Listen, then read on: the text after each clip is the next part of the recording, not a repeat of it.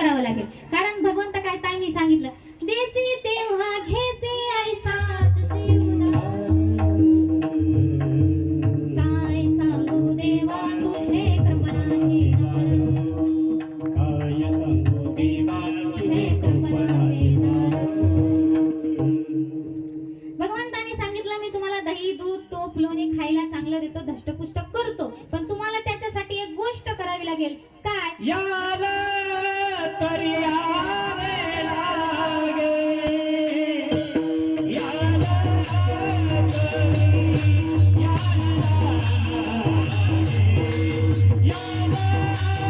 लागे,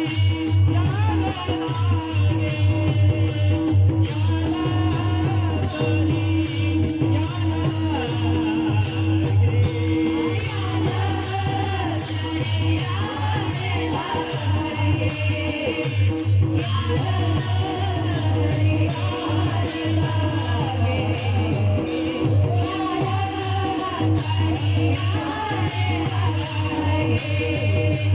यार तरी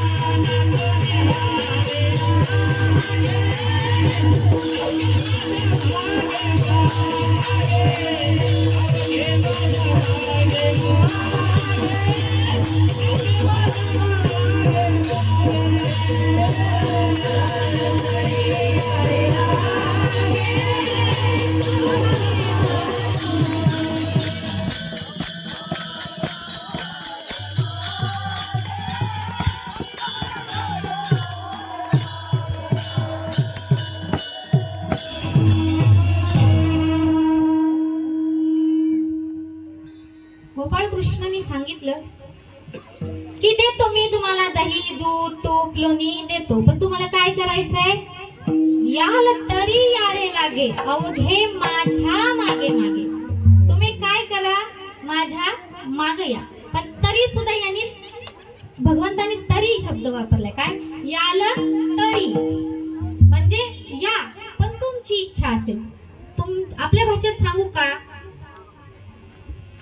सून छान आहे हो, पण सून छान आहे पण सासू संग पटत नाही. याच्यात काय आला? छान आहे पण सासू सोबत पटत नाही. तस तुम्ही या, पण तुमची इच्छा असेल का? कारण भगवंत सगळ्यांना या म्हणत नाही. संत सांगतात, यारे यारे लहान थोर, यारे यारे लहान थोर, यारे यारे लहान थोर,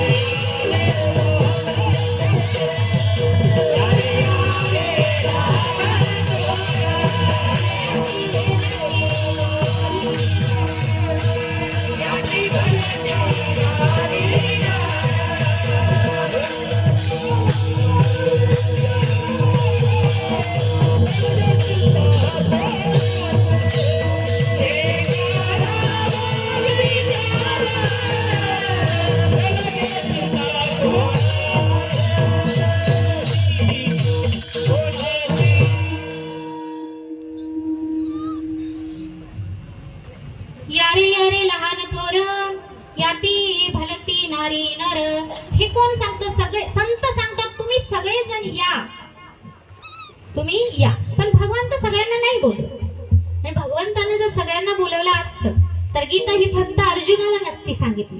कारण कुरुक्षेत्रावरती किती जण उपस्थित होते त्यावेळेस, पण फक्त भगवंताने कुणाला सांगितली? अर्जुन. आणि संजय यांनी ती वरदान म्हणून ऐकलं. त्याच्यामुळे भगवंत सगळ्यांना नाही बोलले. भगवंत सांगितले विश्वास आहे तर या. तुमचा माझ्यावर विश्वास आहे, तुम्ही जर माझ्यावर विश्वास ठेवता मी देईन तुम्हाला असं वाटतंय तर तुम्ही या. याल तरी या रे लागे. पण कसं या? अवघे माझ्या मागे मागे. आणि मागे मागे या. कारण कधीही भगवंताच्या मागे जायचं, पुढे गेलं तर काही होत नाही. त्याच्यामुळं भगवंताच्या वडिलांच्या पायावर म्हणजे वडिलांच्या पावलावर पाऊल ठेवून चालायचं असतं, नाही का? तसं भगवंत आपले सगळ्यांचे जन्म देतात. त्याच्यामुळे भगवंताच्या मागं मागं जायचं असतं. पण मागं मागं गेल्याच्या नंतर फायदा काय? आज देहात पोट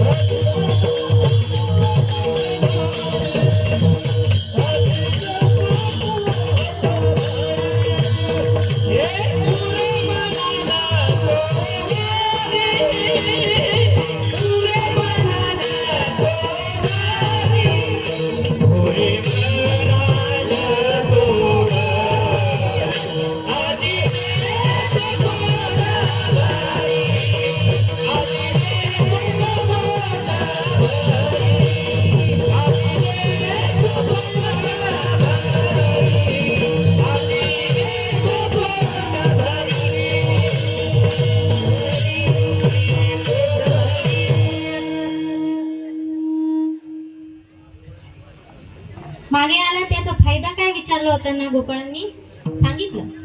आजही देतो पोट भरी पुरे म्हणाल.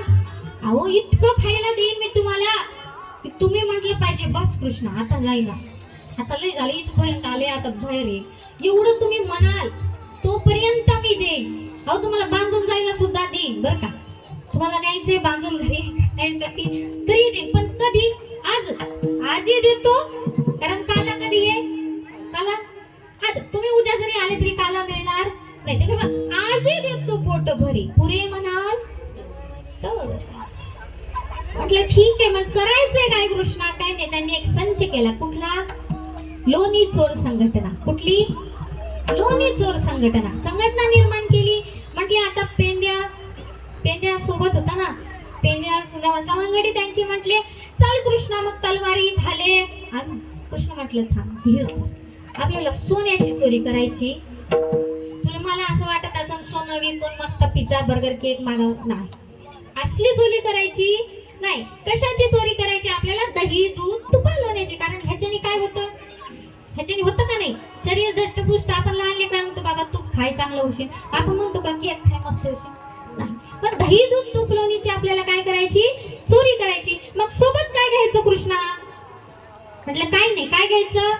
छोटे छोटे दगड घ्यायचे, छोटे छोटे दगड घ्यायचे, त्याच्यानंतर काठी घ्यायची, त्याच्यानंतर सराटे, सराटे म्हणजे नाही ते नाही तुम्हाला, काटे, सराटे नंतर काय करायचे?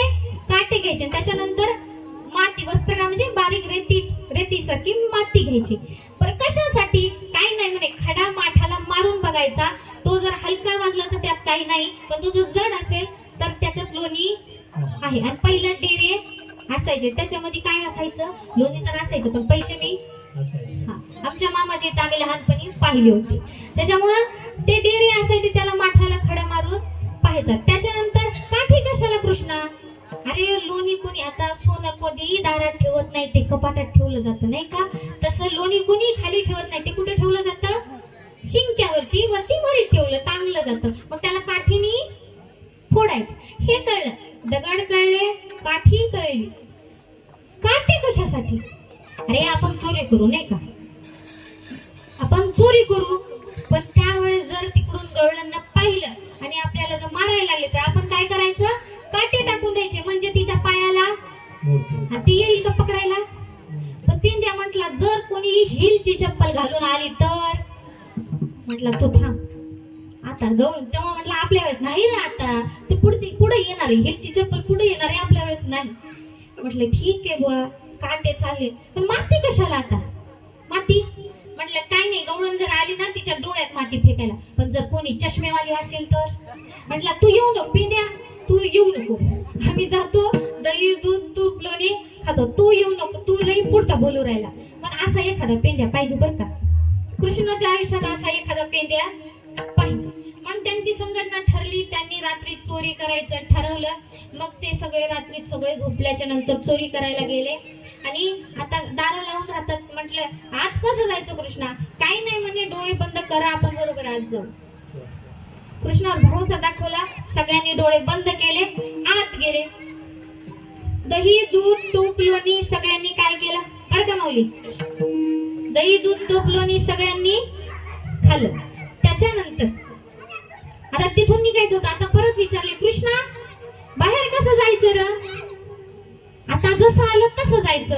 आता यांनी विश्वास ठेवून आले होते बरं का सगळेजण. मग सगळ्यांनी काय नाही म्हणे, डोळ्यावर हात झाकून जायचं.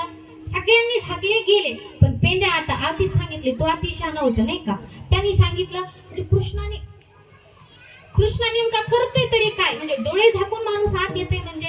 पेंड्या म्हटलं आपण ना अर्धे डोळे झाकून बघू तरी हा काय करतोय, म्हणजे कसं पुढच्या वेळेस चोरीला येताना कृष्णाला आणायची गरज नाही, आपण आपला पक्ष स्थापू नाही का.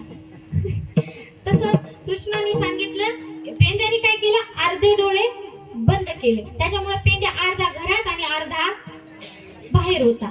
तेवढ्यात गवळण उठली आणि आपल्या इथं सासूबाईला काय म्हणतात, आत्याबाई म्हणता का नाही आपण? मग गवळण आत्याबाईला म्हणायला लागली, काय घरात चोर शिरला, आत्याबाई घरात चोर शिरला.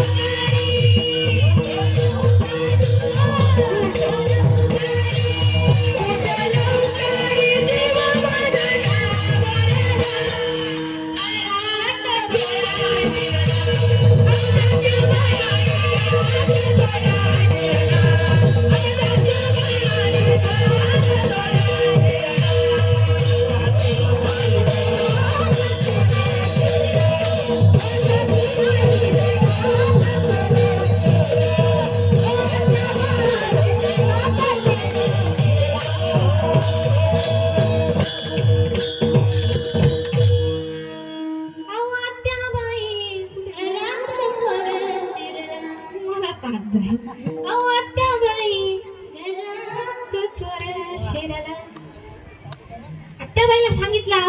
बाई उठा, घरात चोर शिरलाय.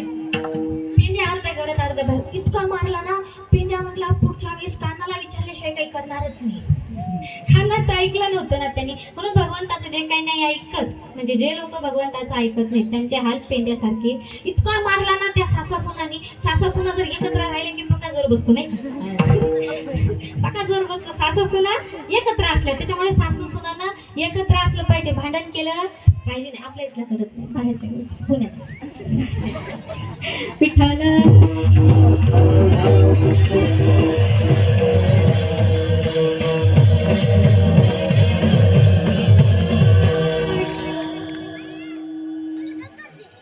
पुढच्या दिवशी पेंड्या कृष्णाने विचारलं, काय रे पेंड्या कसा होता तू? काय रे पेंड्या कशी लागली लोणी? आता तर तुला धष्टपुष्ट बनला रे. खरंच मार खाऊन कसा झाला असं सांग बाई.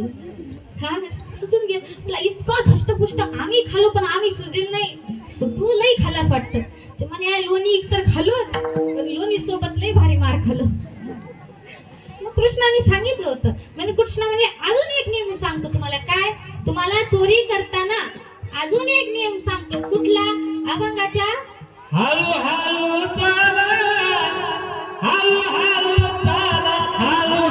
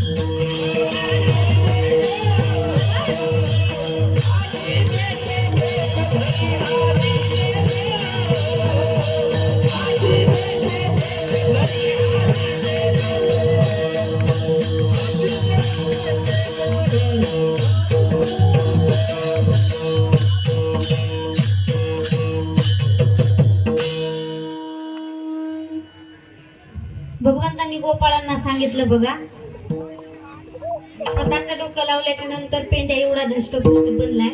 त्याच्यामुळे अजून कुणी काही न लावण्यासाठी मी अजून सांगतो. काय करा? चोरीला जाताना कसं चला? हळूहळू चला, कारण फास्ट चला तर गवळणला कळेल.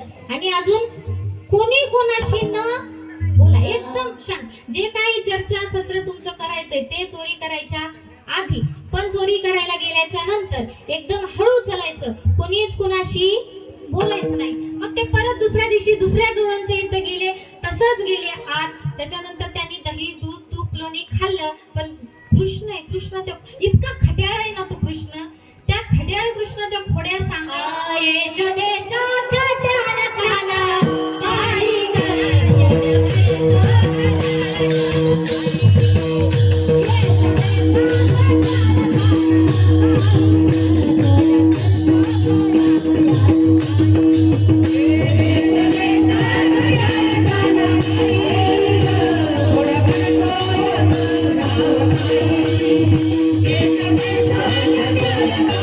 Thank you.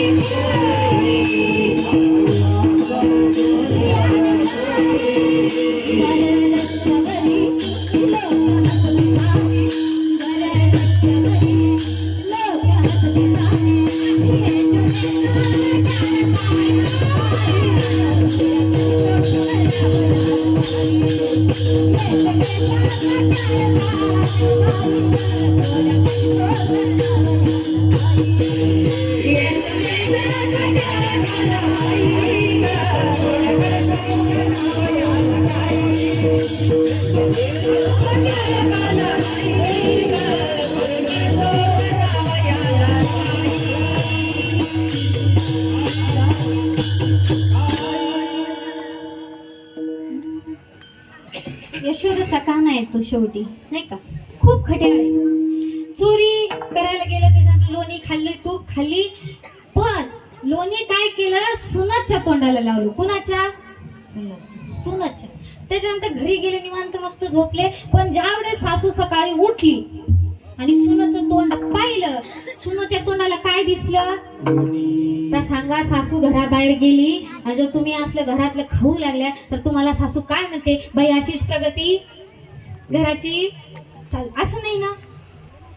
चांगले हाता घालून त्यावेळेसची सासू काय, पण आताच तसं करू नका.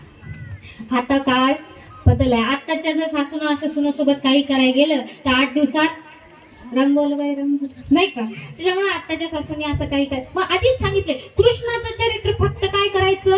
उच्चार करायचा, आचरणात आणायचं नाही. सासू म्हटली, काय ग तुला लाज वाटत नाही? हा, दही दूध तूप लोणी तुला खायसाठी करते होय ग? हा होय ग उमरेकर, तुम्हाला खायसाठी करते नाही ना? हा. परत कृष्ण दुसऱ्या दिवशी कृष्णाला कळलं, म्हटलं बाई आपल्यामुळे गवळण शिवाखाली बुवा. मग काय केला? तूप लोणी खाल्ला, पण आता सासूच्या तोंडाला लावून गेला. कुणाच्या? कुणाच्या? सासूच्या. सकाळी सूनबाई उठली, पहिल्याच्या सुना होत्या ती थोड्या गरीब, आता दिसतंय पण आता म्हणू कसं, नाही का? पहिलं बोलत नव्हते ना सुना. म्हणून काही नाही, माझी सासू अशी झोपेतून उठली, बोलता येणार पण दाखवता येते, नाही का? सुनाने आरसा घेऊन सासू पुढे बसली. सासू म्हणले, एवढ्या सकाळी मेकअप? म्हणले, तुम्ही बी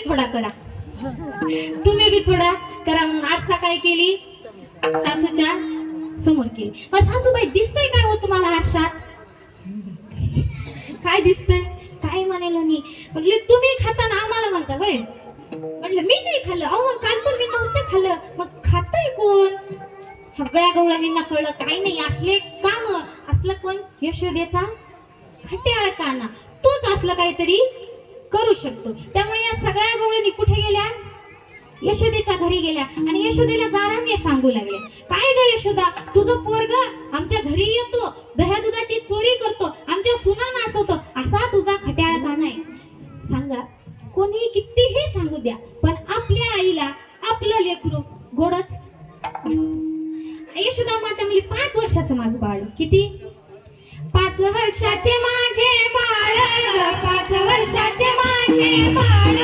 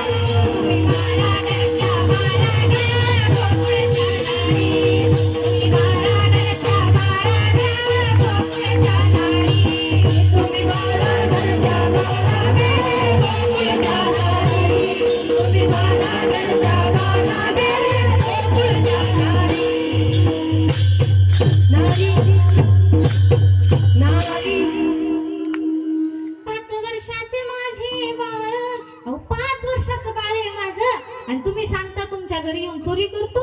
तुम्हाला म्हणाले काहीच वाटत नाही का ग? 12 घरच्या 12 तुम्ही, आणि तुमचं ऐकून मी माझ्या पोराला शिवा देऊ? सावळा आहे ग माझा चिमणा. कसा आहे? सावळा ग माझा चिमणा ग. कसा आहे? माझा गोंडस असा सावळा चिमणा आहे. आणि तुमच्या 12 घरच्या 12 तुमची रीतच खोटी आहे. काय आहे? तुमची रीतच खोटी आहे. तुम्ही नेहमी खोटंच बोलता आणि माझ्या एवढ्या सोन्यासारख्या लेकराला नाव ठेवता. मला काहीच वाटत नाही का ग? कोण म्हणते? शेवटी आईचं हृदय महाराज. त्याच्यामुळं आईला किती लेकराच्या खोड्या सांगा, जोपर्यंत आई प्रत्यक्ष पाहत नाही तोपर्यंत आईला खरं वाटत नाही. तुम्ही म्हणा आता माझ्या बरोबर. आधी महिला मंडळ मग पुरुष. नाही, आधी आपण पुरुष घेऊ, कारण काल ताईंनी महिला मंडळ फर्स्ट चान्स महिलांना दिलता. पण मी गावची म्हणून तुम्हाला म्हणा बर, पण म्हणलं पाहिजे बर का. हा, मी बी हट्टी आहे, तुम्ही हट्टी मी हट्टी, तसंच म्हणा. बाळसा गुणगुणाचा तान ह ग, बाळसा गुणगुणाचा तान ह.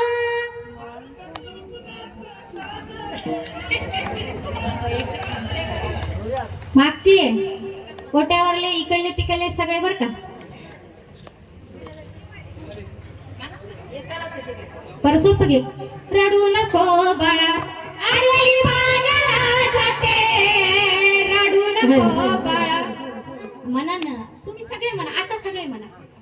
आता म्हटलं, आता मान दिला होता मी, पण काय करणार, तुम्ही घेतलाच नाही. त्याच्यामुळे सगळे म्हणा.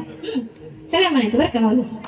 रडू नको बाळा, अरे पाण्याला जाते, रडू नको बाळा, अरे पाण्याला जाते.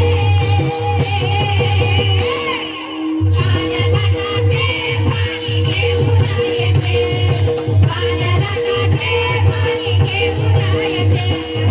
रडू नको बाळा, अरे मी पाण्याला जाते, रडू नको बाळा, अरे मी पाण्याला जाते. पाण्याला जाते, पाणी घेऊन येते, पाण्याला जाते, पाणी घेऊन येते, पाण्याला जाते, पाणी घेऊन येते. लोण्याचा गोळा तुला खायला देते, लोण्याचा गोळा तुला खायला देते. खायला देते, पाणी घेऊन येते, खायला देते, पाणी घेऊन येते. लोण्याचा गोळा तुला खायला देते, लोण्याचा गोळा तुला खायला देते. खायला देते, पाणी घेऊन येते, खायला देते, पाणी घेऊन येते, खायला देते, पाणी घेऊन येते.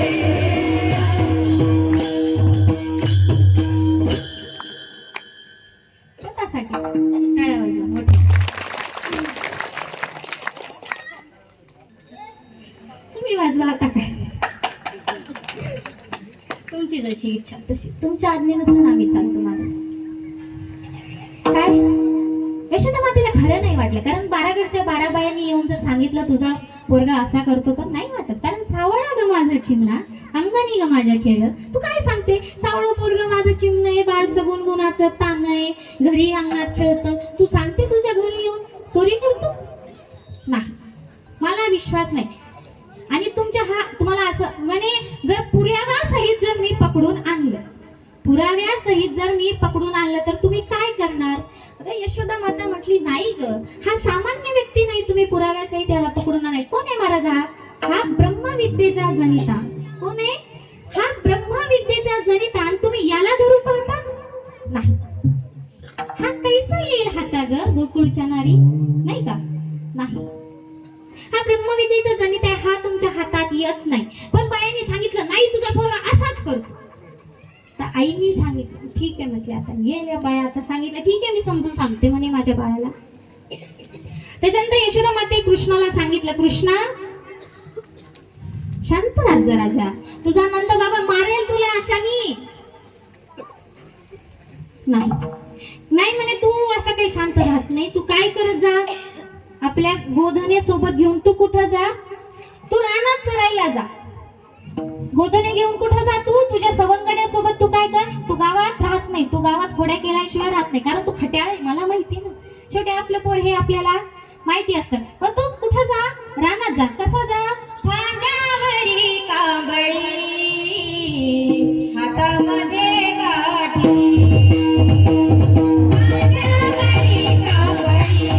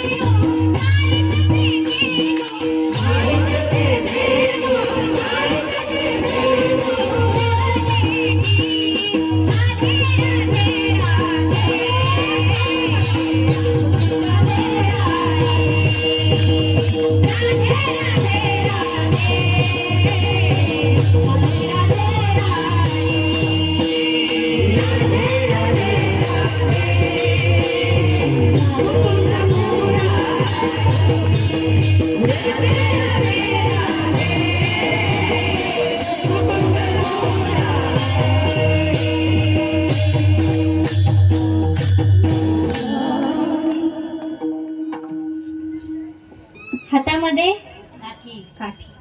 कुठं जा तू? रानात जा. जाऊन काय कर? आपले गोधने आहेत ते काय, आपल्या गायी काय करायचे? चारायचे. मग भगवंताने आईचा आज्ञा पाळणारे भगवान कृष्ण होते. आईने सांगितलं म्हणजे शेवटचा शब्द, नाही का? आईचा शब्द म्हणजे शेवटचा शब्द प्रत्येकासाठी असलाच पाहिजे. त्याच्यामुळे भगवान कृष्ण आईच्या पुढे चालत नाही. त्यांनी गेले रानात, जाऊन काय केलं? गायींना चारवलं, मित्रांसोबत खेळ खेळले. अबग तू बगती बगा पोराती गुण खेळ मांडले अबग तू बगती बगा पोराती गुण खेळ मांडले अबग तू बगती बगा पोराती गुण खेळ मांडले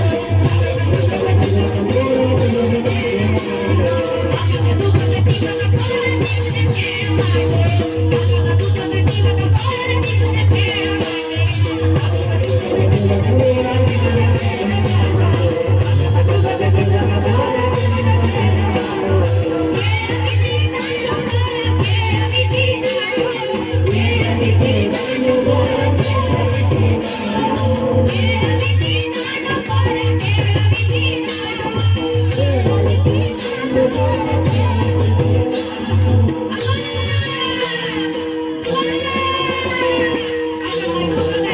पोराती गुण खेळ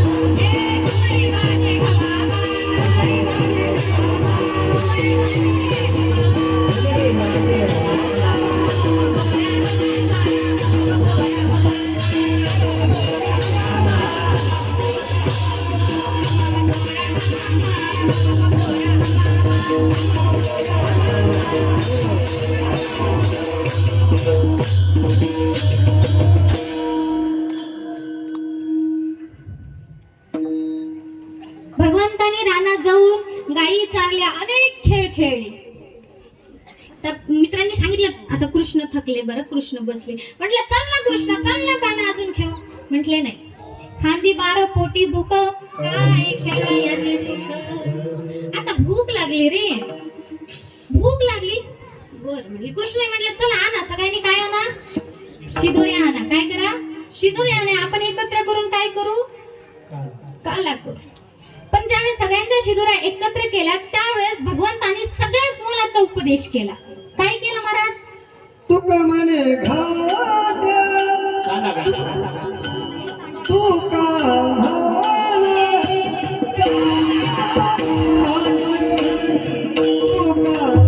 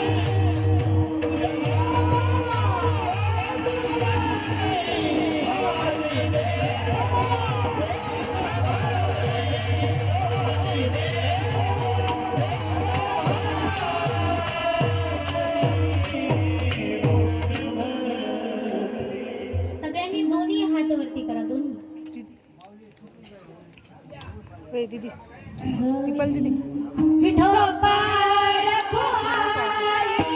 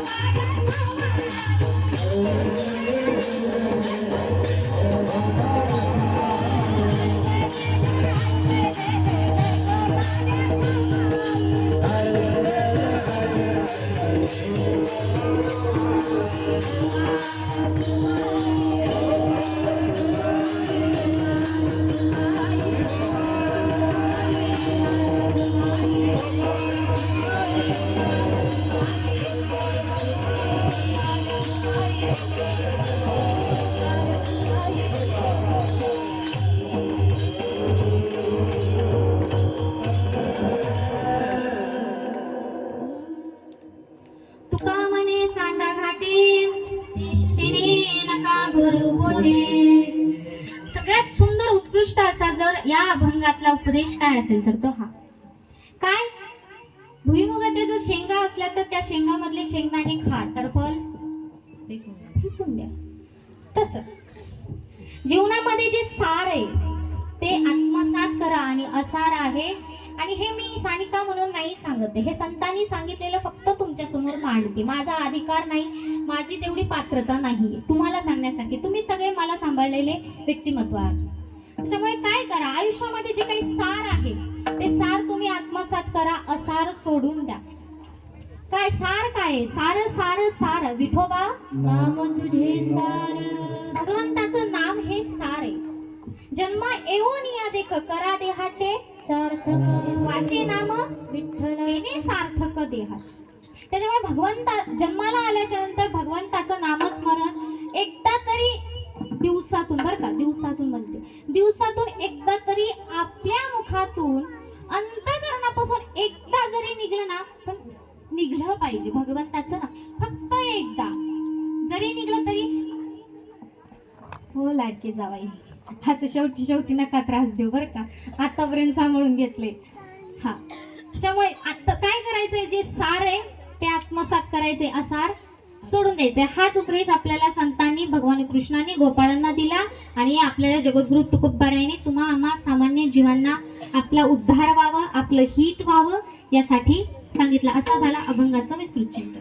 आणि मी महत्वाची गोष्ट विसरली होती आधी, सांगते ती. आपल्या गावात वारकरी आलेत 7 दिवस झाले बरं का, है ना. आपल्या गावात वारकरी आलेत 7 दिवस झाले. हे वारकरी आपल्या गावात आलेत. आपल्या गावचं अहभाग्य. यांची सेवा करणाऱ्या माऊली मी विसरले होते आधी, माफ करा. पंचफुलाबाई, माझी काकी पंचफुलाबाई, तुमचं मी अत्यंत मनापासून आभार व्यक्त करते. कारण सप्ताह करणाऱ्याला जेवढं पुण्य असतं तेवढंच पुण्य वारकऱ्याची सेवा करणाऱ्यालाही असतं. सप्त्यात कीर्तनकार जेवढं पुण्य करतो तेवढंच त्या व्यक्तीने जेवलेलं पत्रवाळी उचलणाऱ्याला सुद्धा पुण्य असतं. तीही सेवा आहे, ही पण सेवा आहे. पद्धत वेगळी झाली तरी सेवा आहे ना शेवटी.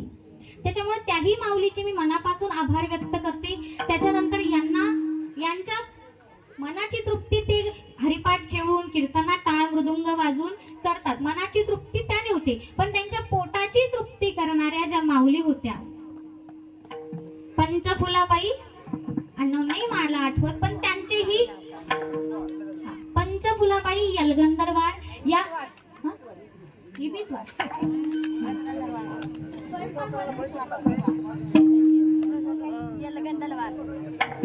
नावात क्षमा करा, पण स्वयंपाक करणाऱ्या माऊली सगळ्यात सोपं नाही का बाबा? समय का रे बाबा, चांगलंय की जुळाबी. स्वयंपाक करणाऱ्या माऊलींचं सुद्धा मी मनापासून आभार व्यक्त करते. कारण जर पोटाची तृप्ती झाल्याशिवाय माणूस काही करू शकत नाही. यांच्या सेवेचा त्यांनी जो लाभ घेतला त्यांचेही मी मनापासून आभार व्यक्त करते. आणि ज्यांची ही जागा आहे, ही भूमी ज्यांची आहे, त्यांचेही मी मनापासून आभार व्यक्त करते. हा सगळ्यात महत्वाचं आमच्या गावचे भाचे माझा भाऊ ओमकार दादा, तुमचेही मी मनापासून आभार व्यक्त करते, कारण गेले 2 तास झालं तुम्ही थांबलात. मगापासून इकडं कॅमेरा तिकडं कॅमेरा करून अत्यंत छान प्रकारे शूट केलं. आम्हा सगळ्यांना त्याच्यामध्ये तुम्ही कैद करून ठेवलात. त्याच्यामुळं मी तुमचेही मनापासून आभार व्यक्त करते. जर कोणी राहिलं असेल तर हा, जागा उपलब्ध करून देणारे माझे आजोबा,